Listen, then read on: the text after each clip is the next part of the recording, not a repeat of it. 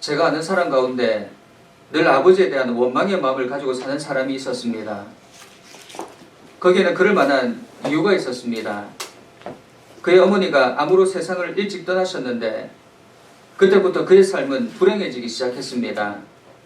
아버지는 늘 술을 드셨고 엄하고 무뚝뚝하고 경제적으로는 무능했습니다. 그래서 얼마나 고생을 했는지 차라리 아버지가 없었으면 하는 생각이 들 때가 더 많았습니다. 그는 아버지 때문에 이 모든 것이 다 잘못되었다고 생각했습니다. 그러니 아버지가 얼마나 미웠겠습니까?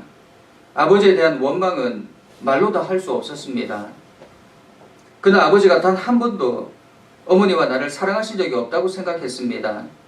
그의 삶은 분노와 좌절로 힘든 나날을 보내야 했습니다. 그러던 가운데 아버지 역시 병원에 입원하게 되었고 얼마 후 세상을 떠나게 되었습니다. 그러나 그는 별다른 슬픔을 느끼지 못했습니다. 그런데 아버지의 집을 정리하다가 그 병원에 아버지가 쓰시던 침대 머리맡에 작은 보따리 하나가 있는 것을 발견하게 되었습니다. 그는 장례식이 다 끝나고 그 보따리를 풀어보았습니다. 거기에는 아주 낡은 편지 한 묶음이 들어있었는데 그 편지의 내용은 아주 놀라운 것이었습니다. 그것은 다름 아니라 아버지가 어머니를 얼마나 사랑했는지 진실된 마음의 고백이 담겨져 있었습니다.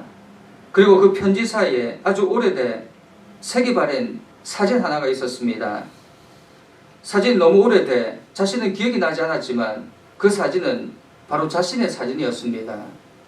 사실 아버지는 말은 하지 않았지만 평생 어머니와 자신을 마음에 품고 사셨던 것입니다. 그때서야 이 사람은 깨닫습니다. 아버지가 어머니와 자신을 결코 사랑하지 않아서가 아니라 너무도 사랑했던 어머니를 잃었기 때문에 생애 좌절을 느끼고 그렇게 슬픔에 잠겨 하루하루를 보냈다는 사실을. 그는 그 사진을 보고 펑펑 웁니다. 내가 이 사실을 조금만 일찍 알았더라면 아버지를 이해해 드렸을 텐데, 나도 나의 삶도 달라졌을 텐데. 한 철학자는 이렇게 이야기합니다. 인간은 늘 감사의 시기를 놓치는 동물이다. 감사해야 할 것들이 너무 많은데 깨닫지 못해서 때로는 오해 때문에 감사의 시기를 놓칩니다. 그래서 후회를 합니다. 여러분 어떠십니까? 감사해야 할 일들이 많은데 시기를 놓쳐 후회하고 있지는 않으십니까? 혹 그런 일들이 있다면 오늘 그 시기를 놓치지 말고 진정한 감사를 시작하는 기회가 되기를 간절히 소망합니다.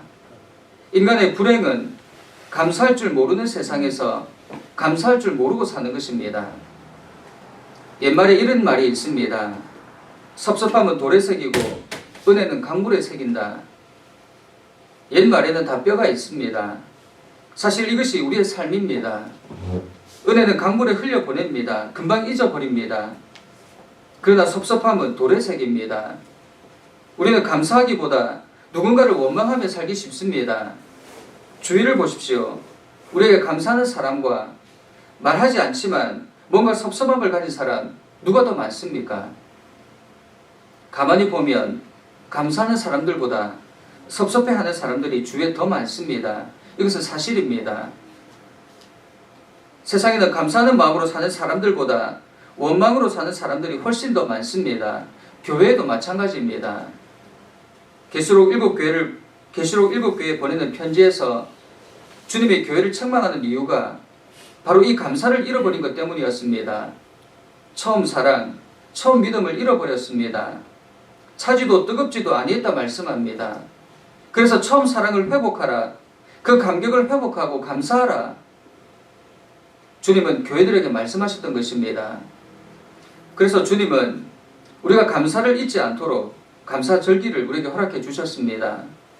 이스라엘 절기들을 살펴보면 감사한 절기들이 대부분입니다. 추수감사절이 대표적입니다. 이날은 전 세계 사람들이 감사의 축제를 벌입니다. 한 해를 돌아보며 가족들이 함께 모여 감사하는 날입니다. 하나님께서 우리에게 감사절을 주신 이유는 다름 아닌 감사를 모르고 사는 사람들에게 감사를 깨닫게 하기 위한 것입니다. 이 절기들을 통해 지금까지 잊었던 모든 감사를 깨닫고 다시 새로운 삶을 시작하라고. 감사절기뿐만 아니라 매일의 삶에서 감사가 생각나고 감사해야 할 이유를 찾게 하기 위해서 우리에게 감사절기를 허락하셨던 것입니다. 이것이 축복입니다. 오늘 우리가 읽은 이 시편의 주제도 다름 아닌 감사입니다. 감사의 은혜. 시편은 총 5권으로 되어 있습니다. 그 중에 시편을 마무리하는 제5권을 시작하는 시로 감사시를 선택한 이유가 무엇인가? 우리가 지금까지는 불평하고 원망하며 살았다 하더라도 우리 인생을 마무리할 때쯤에는 감사가 터져 나와야 하기 때문입니다. 1절 말씀에서 시편 기자는 여호와께 감사하라. 그는 선하시며 그 인자하심이 영원함이로다 라고 시작합니다. 그런데 저는 이 시편의 시작 말씀에 전적으로 동의할 수 없을 때가 있습니다. 저의 삶과 제가 아는 사람들의 삶을 바라보면서 하나님은 정말 선하신가? 인자하신가? 어떨 때는 하나님 왜 이러세요? 이해가 안 될 때가 더 많았습니다. 여러분 그렇지 않습니까? 우리 가운데 일어나는 일들이 다 이해가 되십니까? 하나님이 선하시다면서 인자하시다면서 아무 잘못도 없는 사람들이 전쟁과 테러로 왜 이렇게 죽어야 합니까? 누구를 위한, 무엇을 위한 전쟁과 테러입니까? 이렇게 피조물들이 죽어가는데 사람들은 슬픔에 잠겨 있는데 이유도 모르고 죽어가는 사람들을 지켜보시고도 왜 아무런 일도 하지 않으시는 하나님이십니까? 정말 선하시고 인자하신 하나님이십니까? 때로는 기독교인이라는 이유로 당하는 수많은 고통과 불이 가장으로 미국에서 목회를 하면서 가족을 책임진다는 것은 쉬운 일이 아닙니다. 사고가 나기 전 평일에 일을 하기 위해 면접을 여러 번 본 적이 있었습니다. 그런데 주의를 지키기 위해 일을 포기해야 했습니다. 하나님은 모든 것을 다 지켜보고 계신다 말씀하셨는데 자신을 따르는 백성들이 이런 고통과 불이익을 당하는데 그저 가만히 계시는 하나님, 기독교인이라는 이유만으로 핍박과 불이익을 당해야 했는데 이런 삶의 현장에서 정말 감사가 나옵니까? 여러분에게 묻고 싶습니다. 정말로 지난 한 주 감사하는 삶을 살다 오늘 이 자리에 오셨습니까? 하나님의 선하심, 인자하심이 정말 실제 삶에서 경험되어지던가요? 그럼에도 불구하고 우리는 여호와께 감사해야 합니다. 이것에 대해 성경은 무엇이라 이야기합니까? 먼저 우리가 감사해야 하는 이유는 하나님의 선하심과 인자하심이 영원하기 때문입니다. 하나님은 언제나 선하심과 인자하심으로 방황하는 우리들을 안전한 길로 인도하셨습니다. 사실 이 시편이 쓰여질 때도 그리 감사할 때는 아니었습니다. 나라가 바벨론의 포로로 있었기 때문입니다. 70년이나 다른 나라의 압제를 받으면서 얼마나 분노하고 좌절했겠습니까?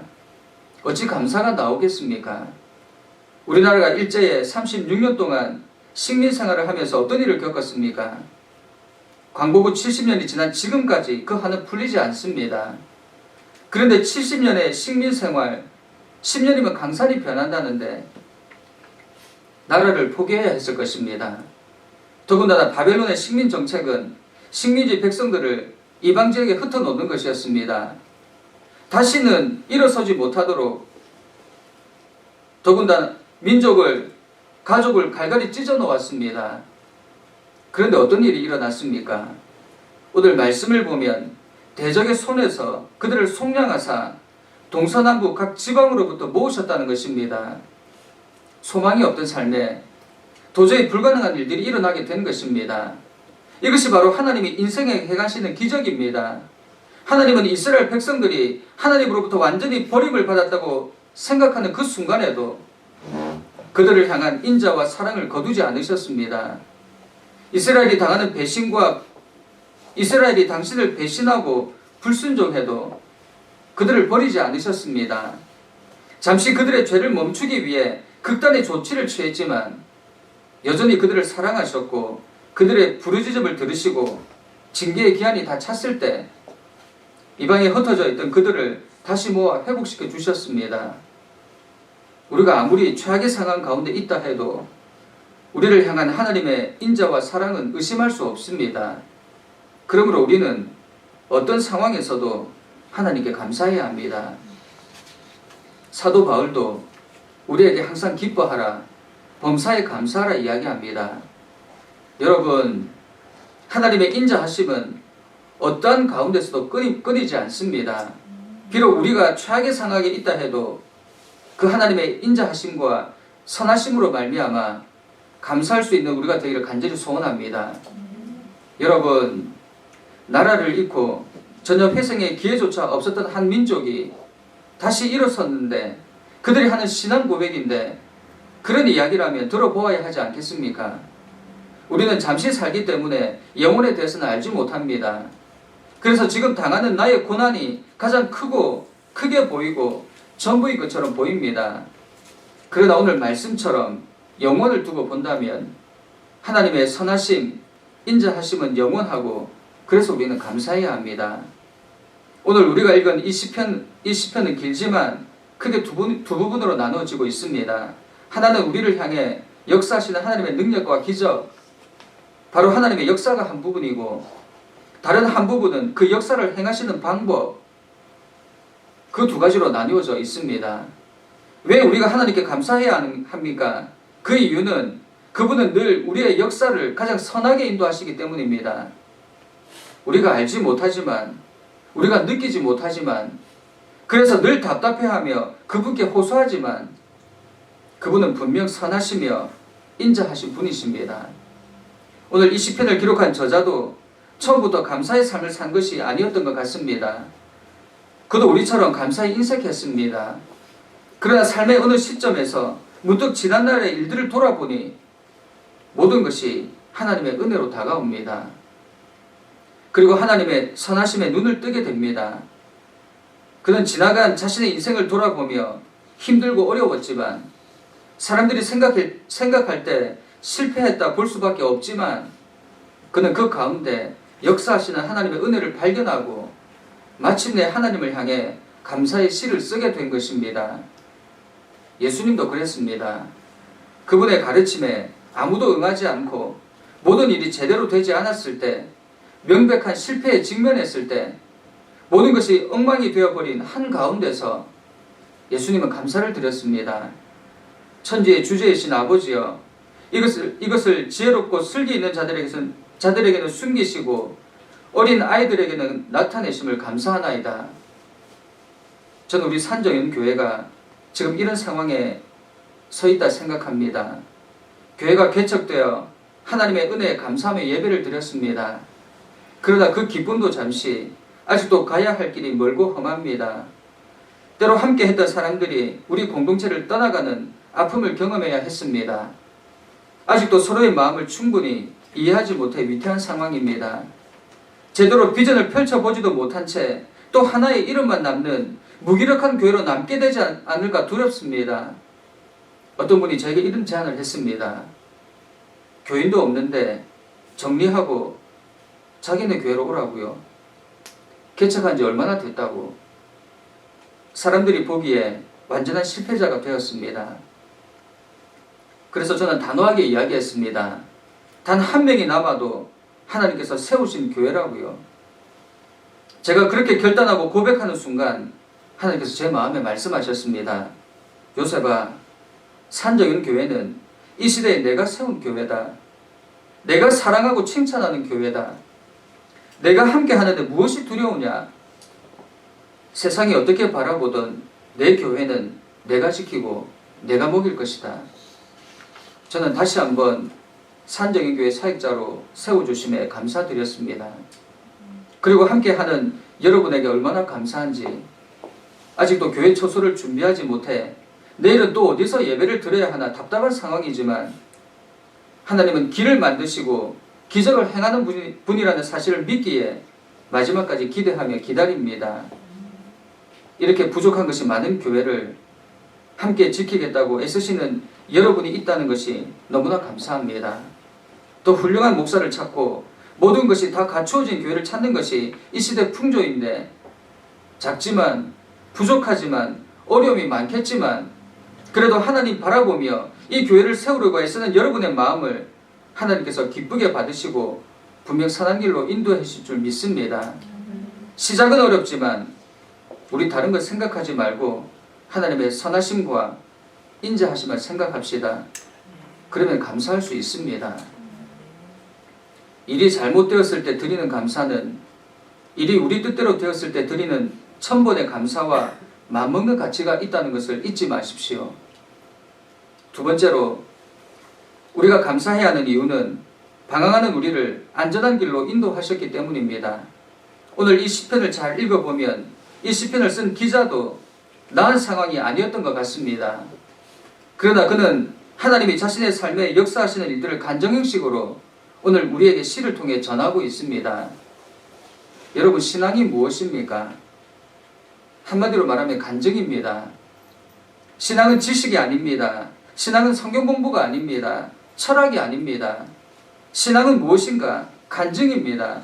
살아계시는 하나님이 내 삶의 역사심을 체험하고 그 감격에 그냥 있을 수 없어서 누군가에게 하나님에 대해 증언하는 것, 그것을 성경은 신앙이라고 말하고 있습니다.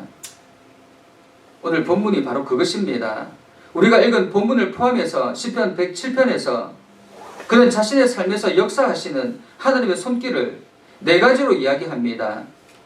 여러분, 이것이 왜 중요합니까? 만일 이것이 시편 기자만의 삶이었다고 한다면 하나님은 오늘 이것을 성경에 기록하지 않았을 것입니다. 그러나 이 간증은 그의 간증일 뿐만 아니라 우리 모두의 간증입니다. 그래서 중요합니다.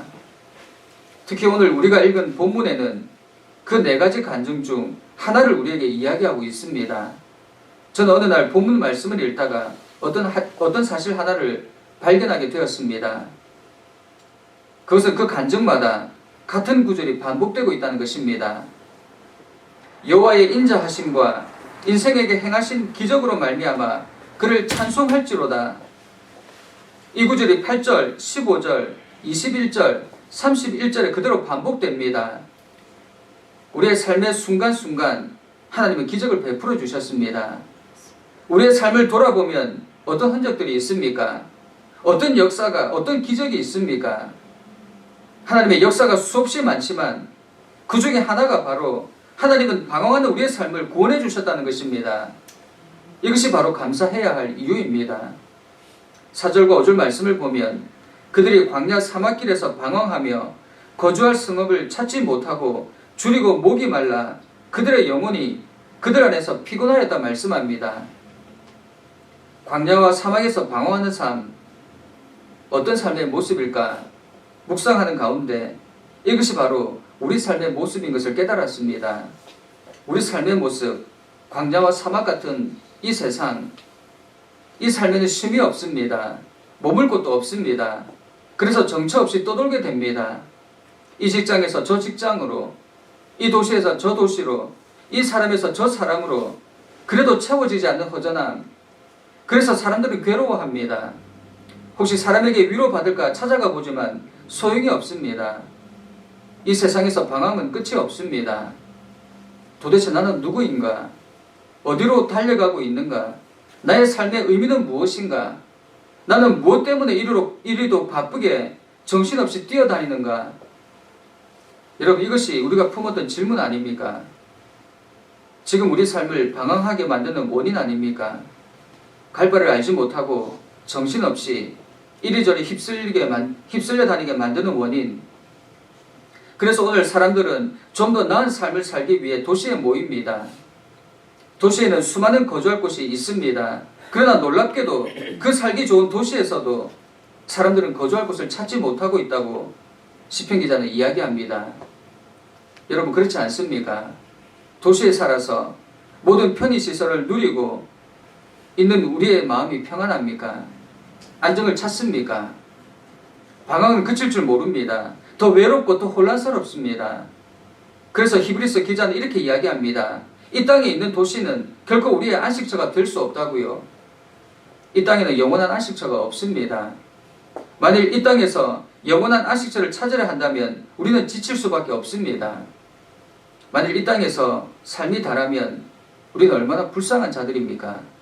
하고 싶은 것도 마음대로 하지 못하고 절제하며 손해보며 고난받으며 때로는 손가락질 받으며 살았는데 믿음을 지키기 위해서.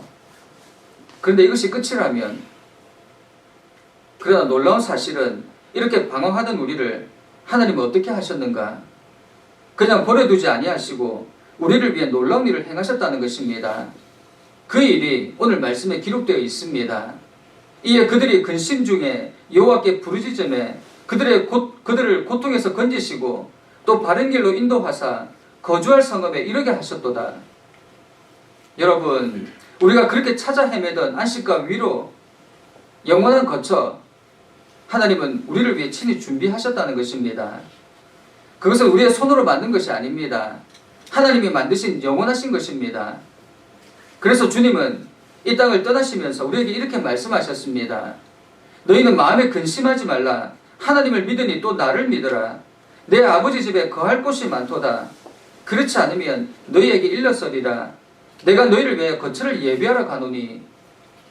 어떤 신학자는 이렇게 이야기합니다. 하나님이 6일 만에 천지를 창조하셨는데 그 초소가 얼마나 크고 놀라운지 주님은 지금까지 2000년 동안 초소를 예비하고 계시다고요. 여러분, 우리에게는 영원한 초소가 있습니다. 누구도 빼앗을 수도 침범할 수도 없는 영원한 안식을 누리는 곳. 이 땅은 잠시요, 우리에게는 놀라운 본향이 있습니다. 이 소망이 얼마나 귀합니까? 이 진리가 얼마나 위대합니까? 바로 이 진리 때문에 우리는 방황을 그칠 수 있었습니다. 더 이상 방황할 필요가 없습니다. 아마도 이 진리를 하나님께서 우리에게 가르쳐주지 않았다면 지금도 끝없이 방황하며 살고 있을 것입니다. 그러나 하나님께서 우리에게 너희는 거할 처소가 있다. 십자가의 은혜로 너희가 이 처소에 거할 수 있다 말씀해 주셨습니다. 얼마나 감사한 은혜입니까? 우리는 무엇을 감사해야 하는가? 수없이 감사해야 할 것이 많지만 특히 오늘 우리는 우리로 하여금 세상에서 끝없는 방황을 끝내고 우리의 영원한 안식처를 허락해 주신 하나님께 감사해야 할 줄 믿습니다. 인생에게 행하신 놀라운 일, 그것은 우리에게 안식을 주신 것입니다. 여러분, 이 감사절에 이제는 방황을 끝내시기 바랍니다. 그것이 무엇이든 방황을 끝내고 우리의 삶을 감사하는 일에만 온전히 집중하기를 소망합니다. 특별히 이곳에 모인 우리가 감사해야 하는 이유는 비록 지금은 나그네로 이방 땅에서 살아갑니다. 알아주는 사람도 없습니다. 위로해주는 사람도 없습니다. 진정한 친구도 영원한 동반자도 없습니다. 그러나 하나님은 이렇게 방황하는 우리를 불러 모으셔서 한 공동체로 영원한 초소를 준비하게 하셨다는 것입니다. 방황을 끝내고 그날을 품고 살아가게 하셨다는 것입니다. 이것이 얼마나 크고 놀라운 감사해야 될 이유입니까? 세상 사람들이 그렇게 붙잡고 싶어하는 영원한 안식, 그러나 그들에게 허락되지 않은 것, 그들은 이것을 알지 못해 방황합니다. 그래서 권력을 붙잡고 물질을 붙잡고 사람을 붙잡습니다. 붙잡으면 붙잡을수록 더 불안하고 힘들어집니다. 그들은 하나님이 행하신 일보다 스스로의 능력으로 이것을 붙잡으려고 하기 때문입니다. 그러나 하나님께서 인생에게 행하신 기적을 붙잡으면 아무 걱정이 없습니다. 끝이 보이지 않던 일에 끝이 보이게 됩니다. 전혀 회복될 것 같지 않던 우리 마음의 문제들이 하나둘 회복되어집니다. 감사가 절로 나오게 됩니다. 이것이 하나님이 하시는 일입니다. 그런데 바로 이 일이 모든 사람들이 아닌 하나님이 허락하신 지혜자만 깨달을 수 있다는 것입니다. 모두에게 일어나는 일들이지만 지혜 있는 자만이 그 일들을 볼 수 있습니다. 그래서 성경은 귀 있는 자는 들을지어다 말씀합니다. 선지자 예레미야는 눈이 있어도 보지 못하며 귀가 있어도 듣지 못하는 이스라엘 백성들 때문에 얼마나 안타까워했습니까? 여러분, 우리 하나님이 안타까워하는 사람들이 되지 맙시다. 감사를 잊지 않음으로 지혜 있는 자가 됩시다. 그리고 하나님께서 하시는 이 놀라운 일들, 인생에게 행하시는 기적을 깨닫는 모두가 됩시다. 그래서 감사의 기적을 체험하고 삶이 달라지는 모두가 되기를 주님의 이름으로 축원합니다. 저에게도 이러한 신앙의 감사와 간증이 있습니다. 이러한 간증을 저도 찬양으로 간직하고 있습니다. 그것이 바로 찬송가 301장입니다. 지금까지 지내온 것 주의 크신 은혜라 한이 없는 주의 사랑 어찌 이루 말하랴. 자나깨나 주의 손이 항상 살펴주시고 모든 일을 주 안에서 형통하게 하시네. 우리 2절과 3절 함께 이 찬양 부르시겠습니다. 이 시간도 함께 하나님 앞에 기도드리기 원합니다. 하나님, 우리가 너무 오랫동안 감사를 잊고 살았습니다. 이제는 감사를 어떻게 드려야 할지도 모르겠습니다. 그러나 주님, 말씀을 통하여 저를 회복시켜 주옵소서. 이제는 주님을 외면하지 않고 항상 주님의 손을 붙잡고 고집부리지 않고 주님의 뜻을 따르며 살게 해 주옵소서. 그래서 감사의 은혜를 깨닫는 저희들이 되게 해 주옵소서. 이 시간에 함께 통성으로 기도하겠습니다. 사랑하는 하나님, 우리가 오랫동안 감사를 잊고 살았습니다. 우리 삶에서 감사를 드려야 하는 순간에 감사하지 못하고 오히려 불평하고 원망하며 살았습니다. 주님, 우리를 불쌍히 여겨 주옵소서. 감사의 귀를 놓치고 후회하는 그런 인생이 아니라 감사를 깨닫고 감사하는 인생으로 우리의 삶이 변화되기 원합니다. 때로 우리가 깨닫지 못해서 감사의 시기를 놓친 적이 있다면 다시는 그런 일이 없도록 지금 이 순간부터 감사할 제목들을 찾게 하옵소서. 누군가를 원망하지 않게 하시고 감사로 우리의 첫사랑이 회복되는 역사가 있게 하옵소서. 매일 매 순간 감사가 생각나게 하시고 감사해야 할 이유를 찾는 축복이 우리에게 가득하게 하옵소서. 우리가 지금까지 지내온 것, 우리가 지금 이 자리에 있는 것, 이 모든 것이 주님의 은혜임을 깨닫게 하옵소서.